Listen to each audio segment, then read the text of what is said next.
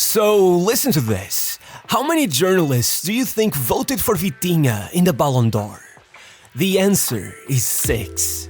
And when I saw that, I decided I'd have to wait another year before finally making a video about him because either A, I was completely delusional, or B, it was only a matter of time before the rest of the world saw what I saw. Now, don't get me wrong, I don't think Vitinha will win the Ballon d'Or this year, or ever for that matter, but tell me one thing, if Luis Enrique was forced to sell and replace one of either Dembele or Vitinha, who do you think he would rather lose? Because I reckon he wouldn't even think twice. The only problem was that a year ago it was still hard for many to believe that the kid who flopped at Wolves, the kid that Messi himself called a trash player, the one who Neymar and Mbappé blamed for their failures could be having anything more than his 15 minutes of fame. But now, the stakes have changed. Now he's breaking records set by Xavi and Iniesta that had been deemed as untouchable. He has Henry damn near blushing every time his name is mentioned. He has former Ballon d'Or winners naming him as one of the best midfielders, not just of today, but of all time. And that's what makes him so scary, because the only thing that changed were the circumstances around him. I mean, this kid was quite literally born to win. You don't believe me? Then pay attention to this. On the 5th of May 1999, a tiny Portuguese club named Campo Maiorense, who only spent 5 seasons in the top flight across their whole 100-year history, defied all the odds by qualifying to the Portuguese Cup final. Among their starting 11 that day was a 5'8" central midfielder named Vitor. Now, I don't mean to speculate on how he celebrated his qualification to the final once he got back home to his wife, but precisely 9 months and 6 days later, his first son was born. And since he took his father's name, the family decided to give him a nickname, Vitinha. Now, if you're wondering if the similarities end at just their height, name and position, the answer is no. According to Vitinha's first ever coach, to watch Vitinha was like seeing his father play again.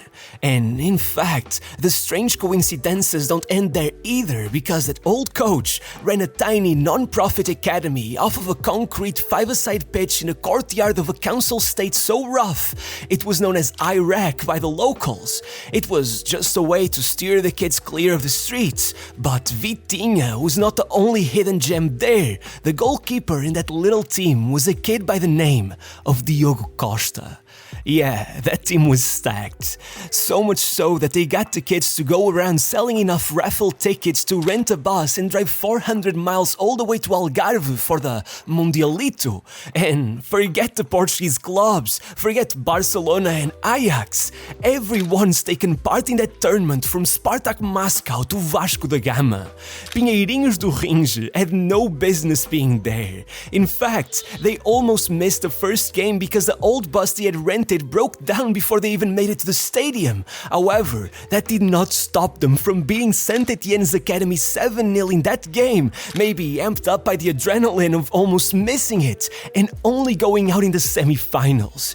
Getting so much attention that at one point another old man approached their coach and told him, "You got a national team player in your hands, never let go of him." That old man was Aurélio Pereira, the greatest Portuguese scout of all time, the same man who first spotted Luís Figo, Paulo Futre, Nani, Quaresma, João Moutinho, Rui Patrício, and of course, Cristiano Ronaldo. Though, let's be real, there's nothing Pinheirinhos do Ringe could do to hold on to Vitinha after that tournament, so he ended up moving to Benfica. Yeah, Benfica actually had the best Portuguese player in a generation in their hands, but with Vitinha hitting the usual problems of a late bloomer, finding himself struggling shorter and skinnier than most players in his age group, they hesitated to offer him a move to their central academy in Lisbon, and with his family already against the idea of him having to live so far from them, they pushed him to take a move to Porto, and even though there, it also struggled enough that at 15 they sent him out to the academy of their satellite club Padruense. When puberty finally hit, it hit like a truck. And just 3 years later, Vitinha will be making history as alongside Fabio Vieira, Fabio Silva and reunited with Diogo Costa, they defeated Chelsea team including Conor Gallagher, Billy Gilmore and Mark Gay to win the Under-19 Champions League for the first time in the club's history. Popping back up just 2 months later for the national team to somehow be named the Toulon tournament's breakthrough player despite not making it out the group stage, and going even further the very next month by reaching the final of the Under-19 Euros, instantly being moved up to Porto's reserve team and being given his full-on senior debut midway through that same season, making 12 appearances and already taking the League and Cup double, quickly becoming one of the highest rated prospects in the country, only for Porto to get into serious financial trouble with the FFP threatening to sanction them, being forced to give in to the demands of super agent Jorge Mendes and letting go of both him and Fabio Silva to Wolves. Look, I can't stress enough how bad of a move this was. Only a few months after leaving Porto's academy, having never played more than 30 minutes against a top-flight team, Vitinha was shipped off to the Premier League to a compact, cautious team that was more comfortable off the ball than on it.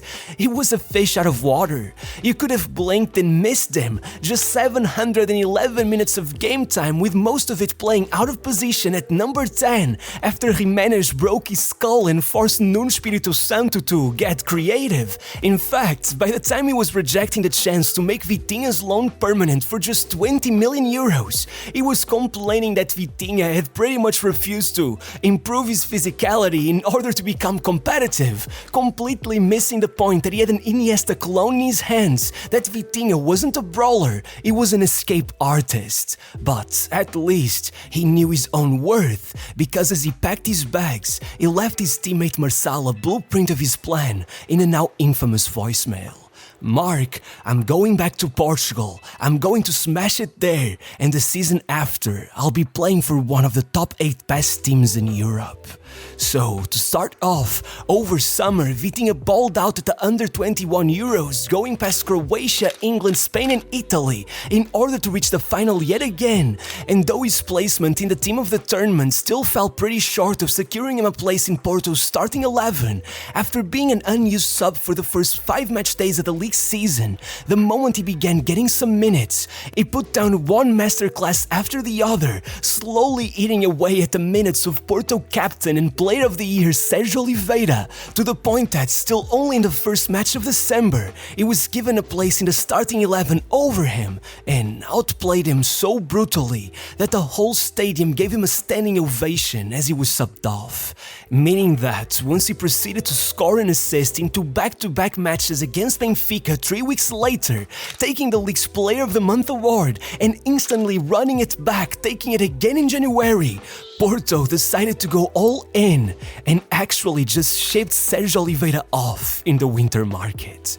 Regardless, after skipping the month of February, in March, Vitinha was already completing the hat-trick with a 3rd Player of the Month award, as manager Sérgio Conceição claimed that Vitinha is so complete that when he steps onto the pitch, it is as if he could cover it all by himself. And thanks to that, soon after, he'd be getting his national team debut in the World Cup playoffs, as well as closing out the season with a goal in the final of the Portuguese Cup to secure another League and Cup double, as he was named the league's Young Player of the Year and completed his prophecy.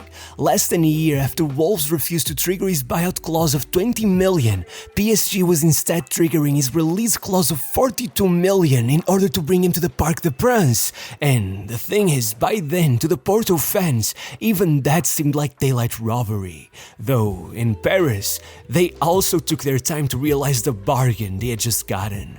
Surrounded by Lionel Messi, Neymar and Mbappé, maybe the most hyped attacking trio ever assembled, Vitinha's arrival was a surreal experience. However, it wasn't even just the fact that with 3 superstars in the same 11, they ended up completely overworking their midfield, believing they had earned the right to skip out on their defensive duties in order to conserve their energy for the final third. No, the ego war between those 3 had gotten so out of hand that on only Vitinha's second league match for PSG, after he decided against playing a through ball to Mbappé in order to pass it to Messi instead, the Frenchman threw a tantrum and just stopped running.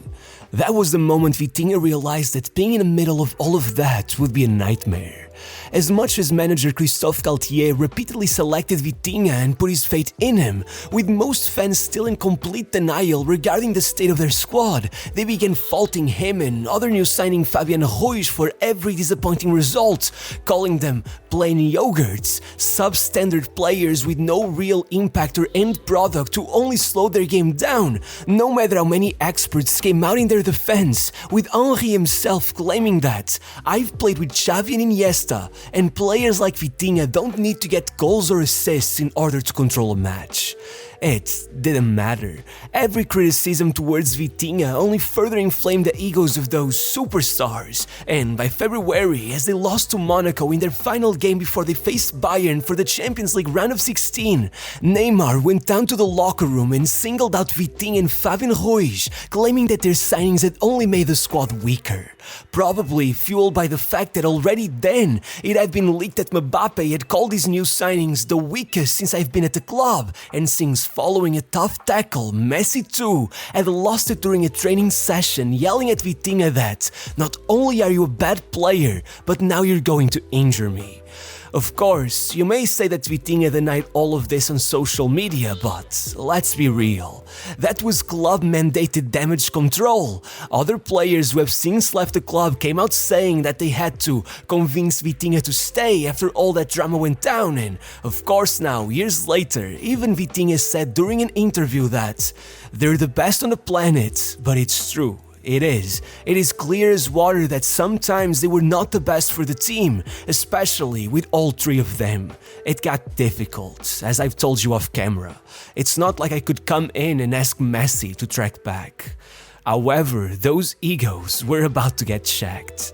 After getting thrown out of the Champions League in the first round of knockouts for the second year in a row, the board had enough of these so-called superstars. First, they just let Messi live on a free, then they shipped Neymar to Saudi, and in the meantime, they appointed Luis Enrique as the new manager. Now, sure, things improved right then and there. Vitinha even said that from the moment Luis Enrique came, it's been wonderful. The whole club turned the page and started building a team where all 11 players, all 26 in fact, want to be and play together, help each other and compete. Still, as Vitinha scored home and away against Barcelona to put PSG in the Champions League semi-finals, not only did he have Xavi fuming, kicking the barriers on the sidelines and getting sent off, but by the way Luis Enrique talked about him, claiming he was our player of the year, exceptional, perfectly suited to our playing philosophy with all the qualities a midfielder could have. You could already tell that once Mbappé announced he was leaving too, he could not have been happier. The next season, Enrique started with 4 signings: William Pacho, Safonov, Désiré Doué, and above all, João Neves.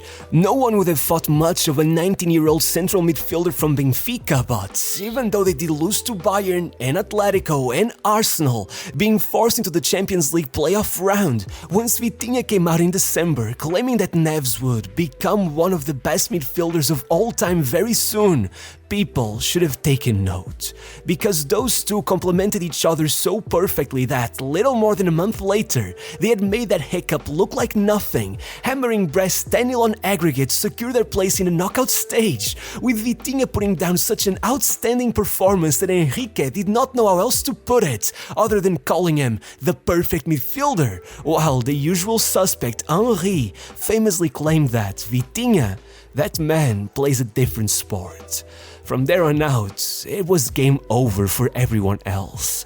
Against Liverpool, Vitinha completely drowned out their midfield, putting up 212 accurate passes over both flags, while their trio of Gravenberg, Szoboszlai and McAllister only managed 173. Then, against Villa, he went even further, hitting an absurd 148 passes in a single game, the second most in history after, of course, Xavi Hernandez, which would become a recurring theme, as after pulling up to the Emirates Stadium with a man-of-the-match performance to put Arsenal on their way back home, he opened up PSG's first ever Champions League final by leaving 5 Inter Milan players stuck to the ground with a single true pass for the opening goal, and if 2-0 at halftime wasn't enough, then on the hour mark, Vitinha got the ball on the edge of his own box, played a clever 1-2 to leave 4 Inter players behind, and did not stop going until he had put it on a platter for the way, putting Inter into submission and setting PSG towards not just their first ever title,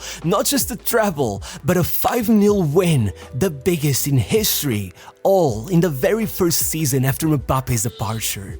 However, that just wasn't enough, because with 1,294 accurate passes, Vitinha had fallen just 5 short of Xavi's record. So, he did it again. Having spent his summer oozing class all throughout the Club World Cup and Nations League, reaching the finals of both and taking his first trophy with Portugal right in time to claim a place in the podium of the Ballon d'Or, Vitinha got back to Paris and, just like before, after a couple slip-ups in the first rounds of the Champions League, it was back to business as usual. First, he put PSG in front against Chelsea by ridiculously lobbing their entire defense, then against Liverpool as if the previous year's humiliation hadn't been enough. This time, with 132 accurate passes in the first leg, it was just 29 shy of matching not just their midfield trio, but their entire squad. And just like that, they were in the semis, where with every stat paling in comparison to its 9-goal scoreline, there was one number that did not.